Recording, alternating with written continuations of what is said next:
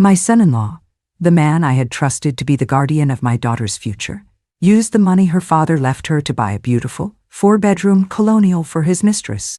He just didn't realize that the executor of my late husband's will, me, had the power to invalidate the sale and take the house right back. Hi everyone. It's so good to be in this safe place with you again. I'm Grandma Victoria. My name is Victoria Ashworth. I am 76 years old, and I'm from the beautiful, historic city of Charleston, South Carolina, a place where stories and secrets are soaked into the very cobblestones. This is a story I have kept in a locked legal file in my heart for almost 5 years. Even my own daughter, the victim in this whole sordid affair, doesn't know the full story of how I found out, or the quiet, legal war I waged on her behalf while she was still lost in her grief. She thinks the house was reclaimed by a faceless bank, a simple contractual error. She doesn't know it was reclaimed by her mother. To tell this story feels like finally revealing the last, secret clause in a long and painful contract. Before I do, your support always gives me the courage to open these difficult files. If you could be so kind as to like this video and subscribe to our channel, it gives me the strength to finally expose a secret I kept to protect my daughter's heart, but that I now need to share to heal my own. My story doesn't begin with a fraudulent transaction. It begins with a sacred trust. It begins with my husband, my Richard. Oh, my Richard. He wasn't a man of business. He was a man of beauty. He was an architect, one of the old school, who believed a house should be a portrait of the family who lived inside it. He didn't build structures. He built legacies. His hands, though often smudged with graphite and ink, were the most creative, gentle hands I have ever known. His love was in the details, the perfect curve of an archway, the way the morning light would hit a specific window, the solid, comforting feel of a well-built home. And our life, the one we built together, was his masterpiece. We raised our daughter, Olivia, in a house Richard had designed himself, a place of light and warmth and endless books. We weren't flashy people. Our wealth was not in our bank account, but in our shared life, in our values. And the most important value Richard taught our daughter was that a person's integrity was the only foundation worth building on. Olivia grew up to be a wonderful young woman, with her father's kind, artistic soul and my practical nature. She was the light of our lives, a sweet, trusting, and deeply loving girl. Perhaps a little too trusting. She always saw the best in people, and she believed that the beautiful facade was always a reflection of an equally beautiful interior. It was a lovely way to see the world, but a dangerous one. And then, she brought home Leo. He was, I must admit, the most charming man I had ever met. He was a young, ambitious financial advisor, handsome, impeccably dressed, with a smile that could disarm a hostile takeover. He was the perfect suitor. He would look at you when you spoke with an intense, unwavering focus that made you feel like you were the most fascinating person in the world. He didn't just charm Olivia, he charmed us. He would come to our house for dinner and talk with Richard for hours about architectural history. He would listen, his eyes wide with a perfectly feigned fascination, as Richard would explain the principles of a flying buttress. He would admire the house, not with the cool eye of an appraiser, but with the warm praise of a man who appreciated its soul. "You didn't just build a house, sir," he'd said to my husband once, his voice full of a reverence that I now know was pure performance. "You built a work of art, a legacy." He was a master. He studied us. He learned our language. He understood that to win our trust, he had to pretend to share our values. He didn't just woo our daughter. He wooed our entire life. They were married in a beautiful ceremony, and Richard and I were overjoyed. We believed our daughter had found her perfect partner, a man who was not only ambitious and successful, but who understood the importance of family, of history, of integrity. We thought he was the sturdy, practical support that our artistic, dreamy daughter needed. We had no idea he was a predator, and that he saw our family's love and trust as nothing more than a new, untapped asset class to be leveraged. The beginning of the end started with my Richard's illness, a slow, cruel cancer that stole the strength from his hands, but never the light from his eyes. And through it all, Leo was perfect. He was a rock. He would come to the hospital. He would sit with Richard for hours. He would manage the endless, confusing medical bills. He became the son Richard had never had.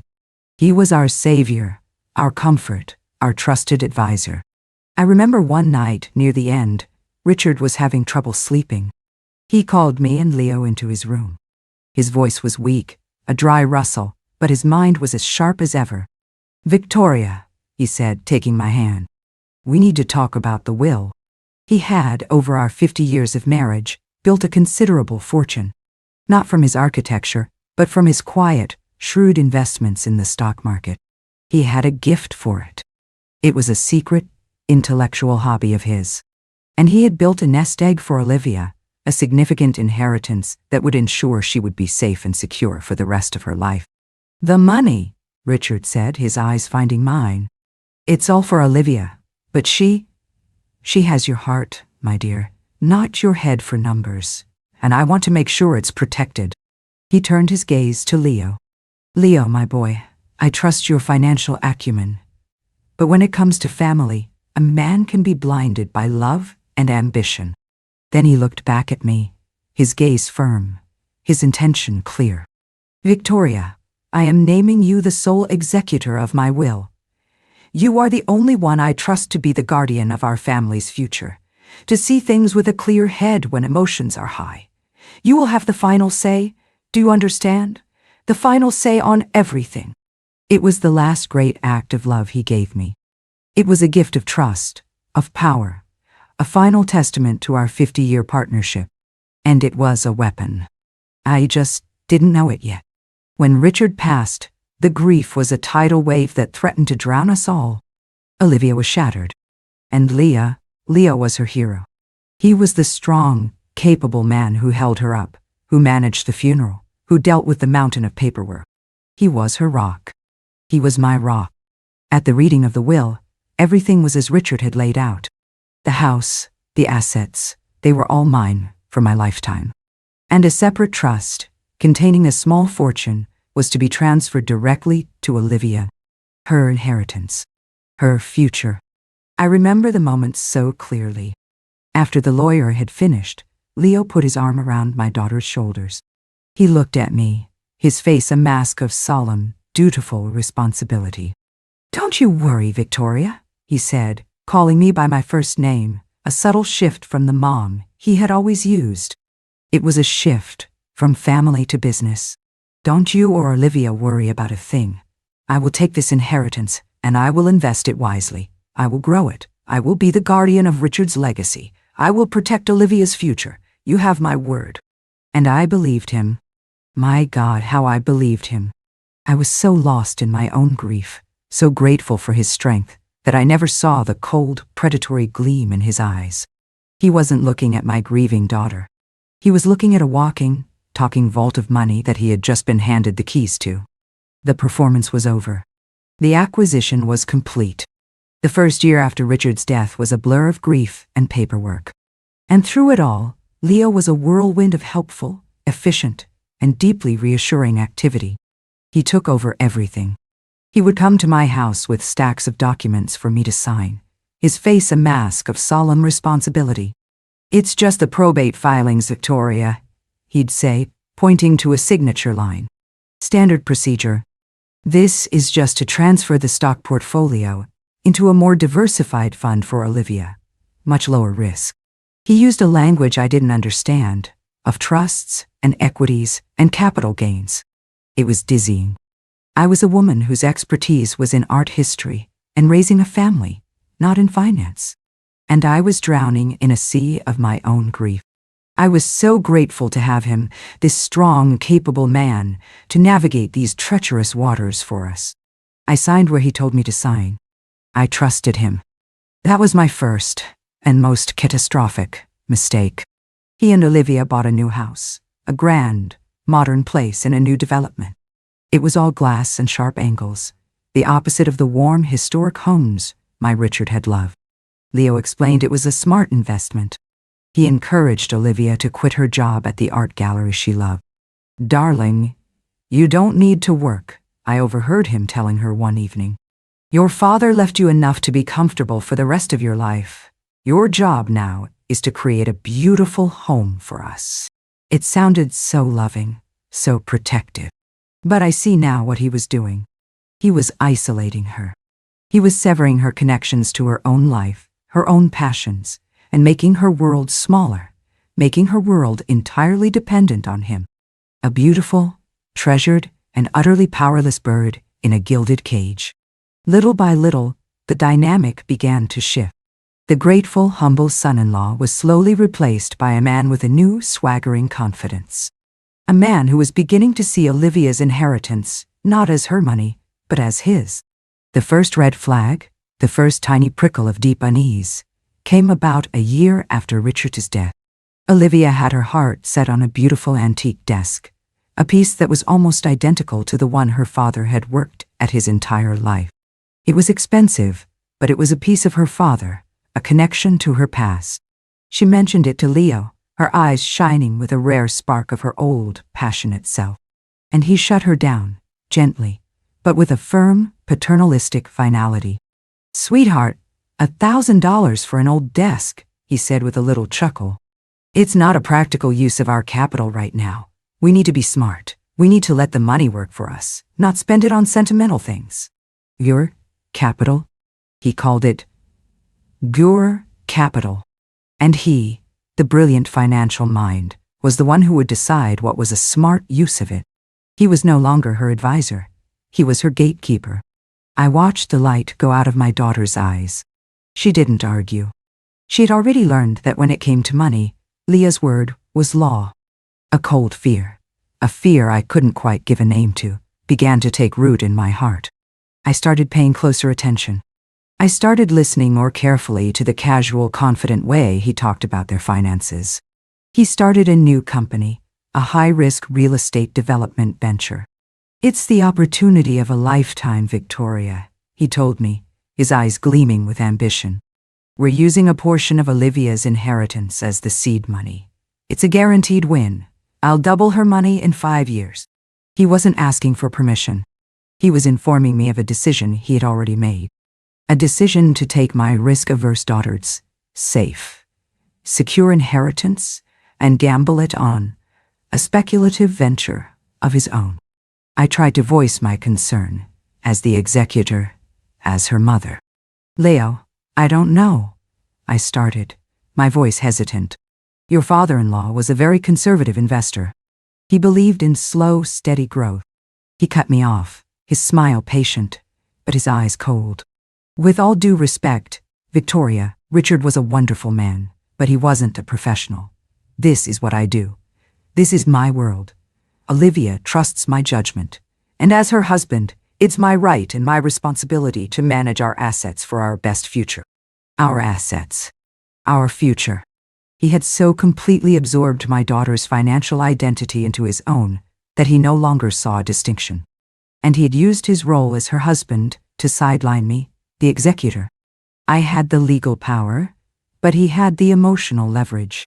And he was using it to systematically dismantle the very protections my husband had tried to put in place. My daughter, my poor, sweet Olivia, seemed to be living in a beautiful, happy fog. She had the big house, the expensive clothes, the perfect life. She adored her husband. She believed in him utterly. When I would try to gently question her about their finances, she would become defensive. "Mom, please," she'd say, her voice tight with a frustration that broke my heart. "You have to stop treating Leo like a villain. He's a brilliant man. He loves me. He's taking care of everything.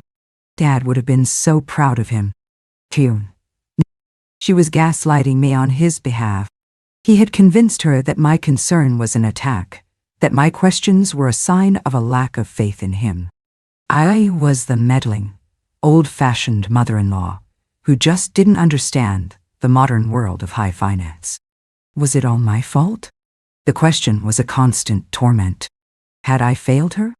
Had Richard and I raised a daughter who was so unequipped to handle her own life that she had simply handed it over to the first charming man who came along?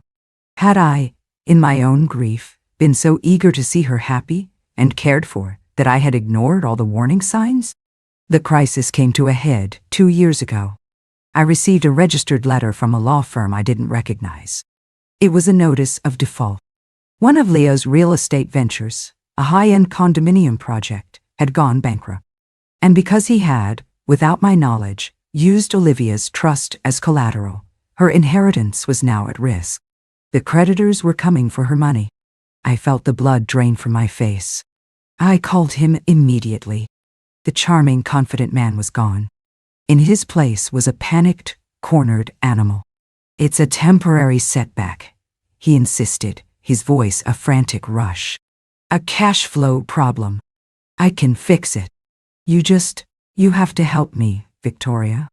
As the executor, you can authorize a transfer from the main estate account to cover the shortfall. Just a short-term loan. Needy. When done, unravel." He wanted me to use my own money, Richard's money, to cover the losses from his reckless gamble with my daughters. "No," I said, and the word was a stone. "Absolutely not, Leo. I am the executor of Richard's will. My duty is to protect this family's assets, not to bail out your failed business ventures." His voice turned ugly then. The mask of the charming son-in-law fell away completely, revealing the snarling, entitled man beneath. "You old fool," he hissed. "This is your fault.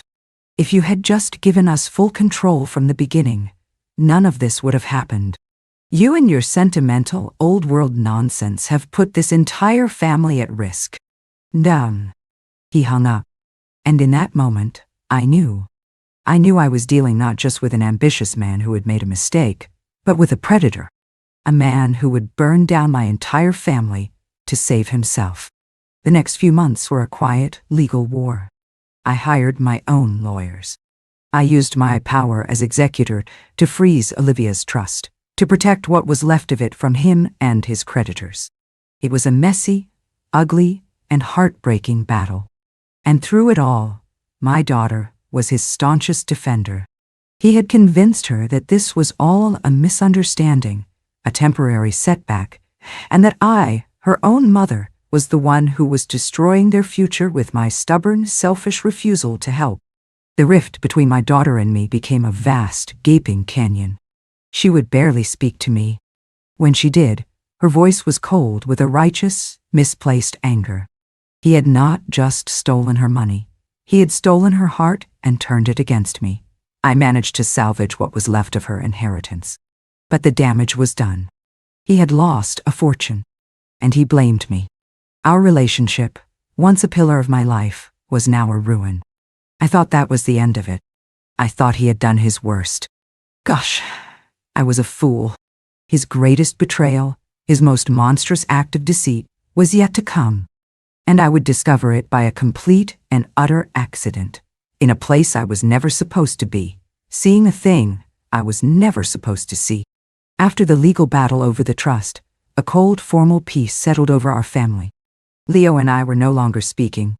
My relationship with Olivia was a fragile, wounded thing, held together by the thinnest of threads. He had lost a fortune of her money, yet somehow, in the twisted narrative he had spun for her, I was the villain. I was the one who had refused to be a team player, the one who had put legalities before family. I retreated. I gave them space. I hoped that time, and the stark reality of his financial recklessness, would eventually open my daughter's eyes. Meanwhile, Leo was a man transformed. The swaggering, confident financier was gone, replaced by a man who was quiet, sullen, and seemed to be perpetually brooding. He told Olivia he was rebuilding, working on a new secret project that would recoup all their losses. He became secretive, spending long hours away from home, his phone always silenced, his computer screen angled away whenever she entered the room. Olivia, in her infinite, heartbreaking capacity for trust, saw this not as a red flag, but as a sign of his dedication. "He's working so hard for us, Mom," she'd tell me in our brief, strained phone calls. "He feels so terrible about what happened. He's determined to make it right." She was living in a fairy tale, and he was the prince, fighting dragons for her. She had no idea he was the dragon. My discovery of the truth was, like most of life's great tragedies, a complete and utter accident. It began with a misplaced property tax bill. As the executor of Richard's estate, I still managed the finances for our family's beach house, a small beloved cottage on the coast that had been in my family for generations. One afternoon, I was going through the mail and realized the tax bill for the cottage, which should have arrived weeks ago, was missing. I called the county tax office. A harried-sounding clerk put me on hold. When she came back, her voice was confused. "Ma'am, I'm sorry," she said, "but we don't have a property on record for you at that address. According to our files, that property was sold 3 months ago." The world went silent. I felt the blood drain from my face. "Sold," I whispered, my voice a hoarse croak. That's not possible. The house is part of my husband's estate. It cannot be sold without my signature as the executor." "Well, ma'am," the clerk said, and I could hear her typing. "I'm looking at the deed of sale right here. It was a private sale. It was signed over by the primary heir, Olivia Ashworth Hayes, and her husband, Leo Hayes." The floor beneath my feet seemed to fall away. Olivia Doughty. Leo Doughty. They had sold my family's beach house. A house that wasn't legally theirs to sell. But how? My signature was required. The next few days were a quiet, frantic, and terrifying investigation. I didn't tell anyone. This was a dark, secret path I had to walk alone. I hired a private investigator, an old, grizzled ex-cop who knew how to navigate the murky waters of legal documents. The truth, when he uncovered it, was so much uglier, so much more diabolical than I could have ever imagined. Leo, my brilliant, charming, and utterly corrupt son-in-law, had found a loophole. A tiny, obscure clause in the estate law that allowed a primary heir, under certain conditions, to sell a property without the executor's final sign-off, if the proceeds were to be immediately reinvested in a new, primary residence of a higher or equal value. And he had forged my signature on the initial transfer document. A clever, almost undetectable forgery. But that wasn't the worst of it. The worst of it was where the money had gone. The investigator found the record of the new purchase. Leo had taken the $500,000 from the sale of my family's beach house, and he had, just as the law required, immediately reinvested it in a new primary residence. The house was a beautiful, 4-bedroom colonial in a quiet, leafy suburb just outside of Charleston. It was the perfect family home, except for one small, devastating detail. The deed was not in Olivia's name. It was not in his name. The deed to the house purchased with my daughter's inheritance was in the name of a woman I had never heard of. A woman named Chloe Day. In that moment, something inside me didn't just break. It turned to ice. The grief, the hurt, the years of quiet frustration, it all burned away, leaving a core of pure, cold, and utterly silent rage. This wasn't just about financial mismanagement anymore. This wasn't just about a bad investment. This was a heist. A long, slow, and meticulously planned heist of my daughter's entire life. He had a mistress, and he had used my daughter's inheritance, the legacy of her loving father, to buy a house for her. My fight back was not a scream. It was a whisper. It was the quiet, rustling sound of legal papers being drawn up. It was the silent, steady click of a plan falling into place. I was the executor.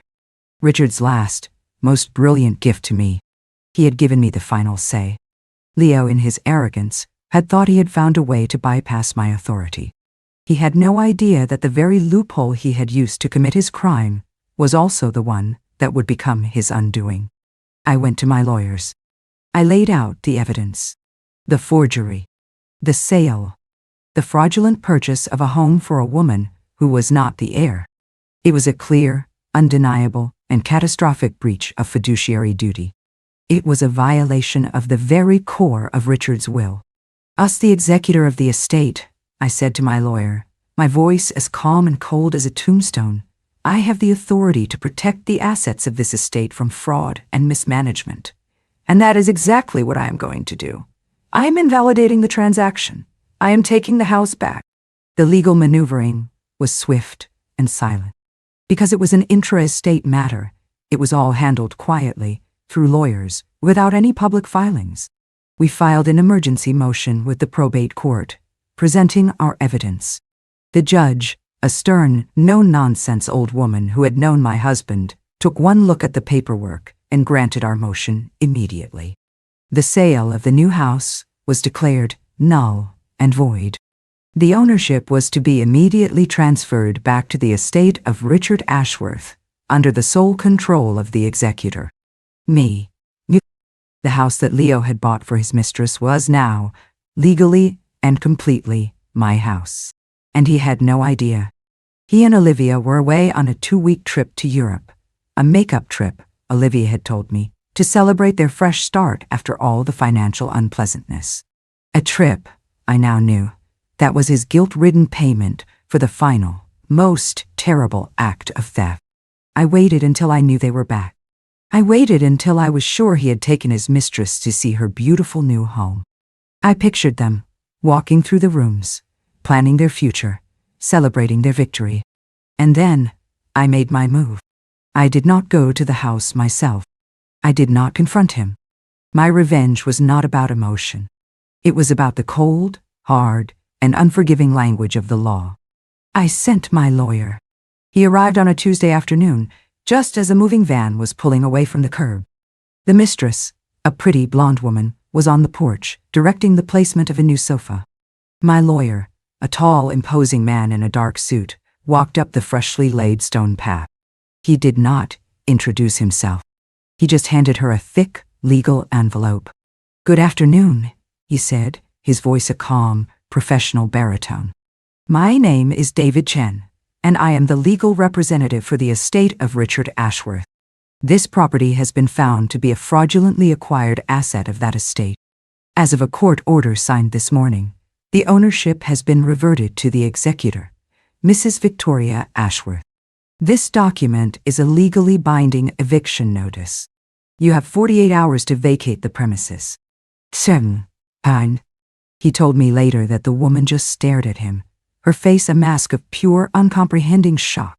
"But this is my house," she whispered. "My boyfriend, Leah, he bought it for me." "Then I suggest you take that up with Mr. Hayes," my lawyer replied, his voice devoid of all sympathy. "Because as of this moment, he does not own this property. My client does. And she does not take kindly to squatters." And with that, he turned and walked away, leaving the woman standing on the porch of the house she thought was hers, holding the legal document that had just detonated her entire world. The trap had been sprung. The checkmate was complete. And I had done it all, quietly, legally, and from a great, beautiful distance. The explosion, when it came, was not directed at me. It was a domestic firestorm that consumed my son-in-law's secret life. I heard the story in bits and pieces, from my private investigator and from the quiet, gossip-filled whispers of the Charleston elite. The mistress, Chloe, was not a quiet, wilting flower. Faced with the public humiliation of being evicted from her brand-new home, she did not go quietly. She went to my daughter. She showed up at Olivia's front door that very evening, the eviction notice clutched in her hand, her face a mask of furious, tear-streaked betrayal. And she told Olivia everything. The years-long affair. The promises. The lies. And the final, brutal truth. That the beautiful house she had been given was paid for with the money that should have been Olivia's. My daughter's world, which had been built on a foundation of lies she had desperately tried to believe, was shattered in an instant. The charming, brilliant, devoted husband she had defended for years was revealed for what he truly was: a thief, a liar, and a cheat. Leo came home that night to find his mistress on his doorstep and his marriage in ruins. The two women in his life, the two pillars of his carefully constructed world, were standing face to face, and he was caught in the crossfire. There were no more lies he could tell. There was no charming his way out of this. There was only the ugly, undeniable truth. The divorce was immediate and brutal.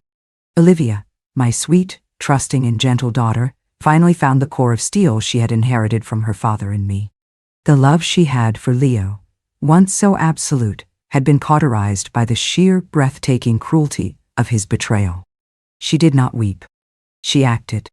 She hired the best divorce lawyer in the state, and I, as the executor of her father's will, gave her the one thing she needed to win: the complete and total truth. I opened the books. I showed her the forgery, the secret sale, the mountain of evidence I had gathered. I showed her the full, devastating scope of his financial and emotional infidelity. Leo was ruined. He had no legal standing. He was a fraud, and we had the paperwork to prove it. In the divorce settlement, he was left with nothing. Not a penny of Olivia's remaining inheritance. Not a single asset from their shared life. He had tried to steal my daughter's future, and in the end, he had only succeeded in forfeiting his own. He left the city in disgrace, a man stripped of his wife, his fortune, and his reputation. I do not know where he went, and I do not care. He is a ghost, a bad memory, a closed chapter in our family's book. And the house? The beautiful, 4-bedroom colonial that had been the stage for this final, tragic act. I owned it. It was a strange, unwanted prize. It was a monument to my son-in-law's deceit, paid for with the legacy of my family. I did not want it, but I knew exactly what to do with it. I called my daughter, a few months after the divorce was finalized. Her voice was still fragile, but there was a new strength in it, a new clarity. "Olivia, darling," I said, "I have a business proposition for you." I told her my idea. The house, this beautiful home that had been so tainted by lies, was going to be reborn. We would transform it. And we did. Together we founded the Ashworth House, a charitable foundation and a sanctuary. It is a transitional home for women and children who are fleeing domestic abuse, a place where they can find safety, legal support, and the resources to start a new life. The beautiful, 4-bedroom colonial is no longer a monument to a man's betrayal. It is a testament to the resilience of women. It is a house where new, better stories can begin. My daughter, Olivia, is the director of the foundation. The work has given her a purpose. It has transformed her. The gentle, trusting girl is still there, but she is now wrapped around a core of fierce, compassionate strength. She has taken the greatest pain of her life and has used it to heal others. Her father would have been so proud of her. And me? I am the executor. I am the guardian. It is the job my Richard entrusted to me, and I will continue to do it for the rest of my days. The lesson I learned from this whole sordid affair is a difficult one. It is that trust is a sacred and fragile thing. And when you give it to someone, you are giving them the power to build a life with you or to burn it all to the ground. Sometimes the most charming, the most plausible, the most reassuring people are the ones who are holding the biggest matches. But the most important lesson is this: an executor is not just a title. A promise is not just a word. Integrity is not just an idea. These are the tools. These are the weapons. In a world of lies, the truth, especially a quiet, well-documented, and legally binding truth, is the most powerful force of all. Do not ever underestimate the quiet woman in the room. Do not ever assume that the grieving widow is a helpless one. The hand that signs the checks, the mind that reads the fine print, the heart that is bound by a sacred promise to a man she loved. That is a force of nature.